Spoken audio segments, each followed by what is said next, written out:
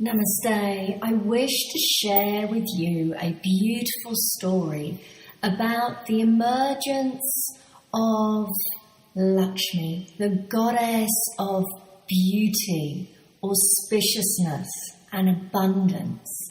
And this story of her emergence into the world is when beauty and love has been lost or discarded. Now, before I begin, Lakshmi comes when she is invited.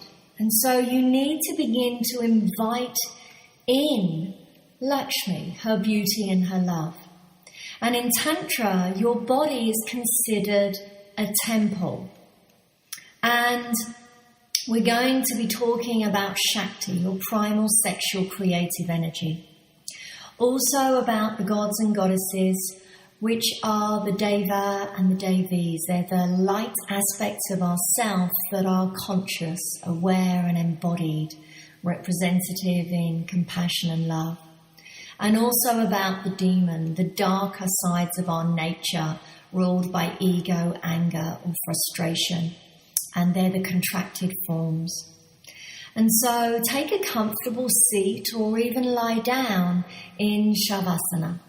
You could even try legs up the wall, Vapariti Karani, with the legs together or the legs apart. Or lie back in Supta Baddha Konasana, butterfly pose, feet together, knees fall out to the side, and arms by the side or over the head. So this story is called The Churning of the Ocean of Milk, Samudra Manthan. Once upon a time, a long, long time ago, or maybe not so long ago, as this story is happening right now, there was this wise sage who was more often than not grumpy and standoffish, but this particular day he was in very, very good spirits, dancing around, approachable, and everyone saw this. And the celestial nymphs were so in awe of this, one came down and gave him a gift and said, "Here, this is for you, a garland of eternal, ever-fragrant, never-fading lotus." Devasya accepted the gift and became even more joyous because he became intoxicated by the ever-fragrant smell. And he decided to pass this on and thought, I'll give it to the next person who comes along. And it was Indra, the god of gods, riding his white elephant with an entourage because he had lots of powers and everyone came to him. And so he didn't really care for this ever-fragrant, never-fading lotus and tossed it in the air and it fell on his elephant's trunk, who then whipped the trunk in the air and the garland on the floor, and the elephant trod on it. Devasya saw this, saw that his gift was discarded, and put a curse on Indra and all of his gods and goddesses, saying they would all lose their powers. And in time, they did lose their powers. And so they went to Brahma, the creator, and said, we are all losing our powers. You give creation. So what can you do? Give us back our powers. Yes, I gave creation, but all of my creation is free to do what it will do. You need to go to Vishnu, the great preserver and sustainer of life. So they go to Vishnu, and he soon recognized what had happened. By throwing the garland, the ever-fragrant, blossoming, never-fading lotus to the earth, they had discarded Lakshmi. They had discarded the beauty, the wealth, the auspiciousness, and she had gone into hiding. He said that they needed to gather every aspect of themselves and all those parts that they deny or that they see as ugly. Go to the four corners of all the realms and gather all the sacred herbs, and with intention they needed to cast them into the ocean of milk and begin to churn this ocean. And then in time, the Amrita, the great elixir of immortality would rise, they could take a sip, and their powers and their strengths would be regained. And so the gods and goddesses, in complete agreement with this, said to the demons, we need to churn the ocean together. This is a major key. Every aspect of yourself, the light and the dark, come to work together. So Vishnu said that he was going to use Mount Mandara, which is symbolic of the body, to churn the ocean. And the rope that they would use to wrap around this body was the king of serpents. And that represents Shakti, the power of the universe. And when he was needed, he would turn into the great tortoise coma to support the body and the power of Shakti to churn the stick. And so they began. The demons, being those aspects of ourselves that love to rush forward and are greedy for everything, decided to run to the front and take hold of the front of the rope. They began pulling, and the ocean began to churn. And smoke and blazing fire emanated from the great serpent's mouth. And this caused great suffering to the demons. And they churned and they churned. And then the Mount Mandara began to sink into the ocean. So Vishnu transformed into the great tortoise and uplifted Mount Mandara, the body. And so they churned and they churned.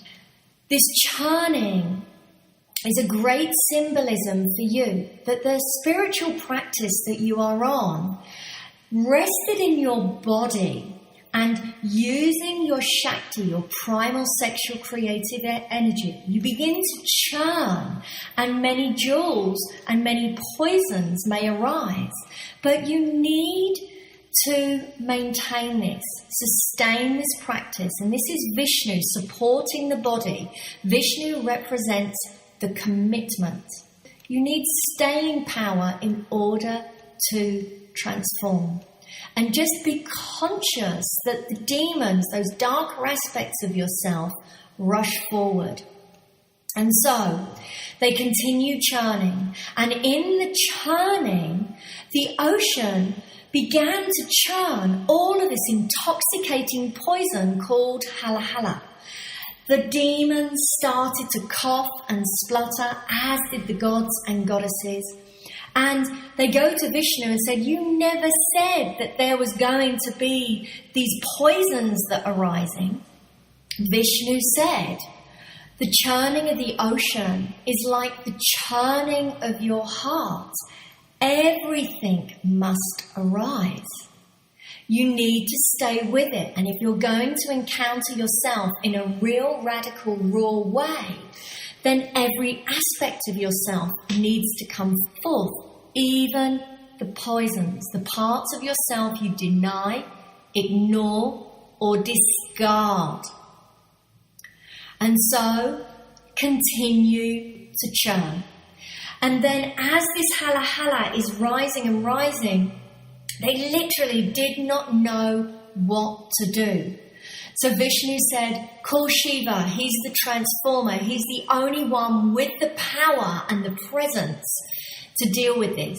So Shiva comes forth and he takes the poison in his palms and he sucks it in. And in that moment, his wife, Parvati, sees her husband drinking the poison and rushes forth, puts her hand around his neck to stop this poison going into his body and saying, what are you doing, you silly yogi? What are you doing? She has a complete and utter breakdown. Does this sound familiar, ladies? And so, as Shiva is drinking and Parvati is shaking his neck, they're both chanting, Om Namah Shivaya, Om Namah Shivaya, Om Namah Shivaya. This is symbolic that mantra transforms everything. Manas comes from the mind and heart, and Tra the tool. Mantra is the tool to unlock the mind and the heart. And the throat itself is positioned between the mind and the heart, and its colour is iridescent blue. And so when Shiva drinks this poison in, his throat turns blue, and he's known as Nilakanta, the blue-necked one. And after he drank the poison, there is complete stillness. There is a pause, and the ocean of milk is still. And then the waters of the ocean of milk begin to churn in a rippling way. And the most beautiful lotus, and in the center of the lotus, the most beautiful, radiant, luminous goddess anyone has ever seen began to emerge. Everyone gasped. And there was Sri Devi Lakshmi in all of her beauty, holding the kumbha, the pot filled with the Amrita.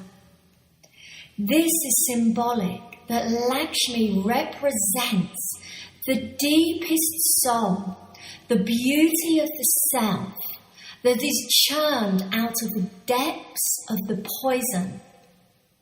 And the key you need to remember, she doesn't appear right away. You have to work hard for her over time.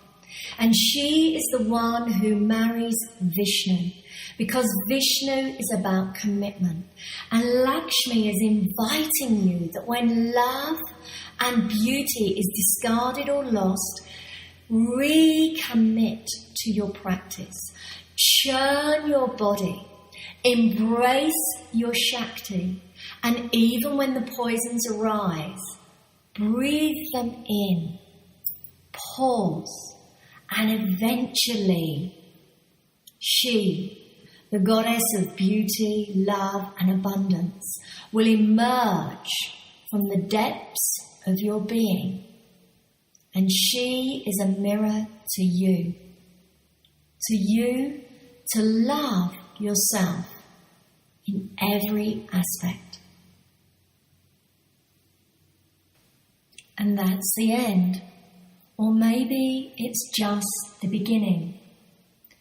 These stories of Tantra and yoga are mythical because they invite you into your own story.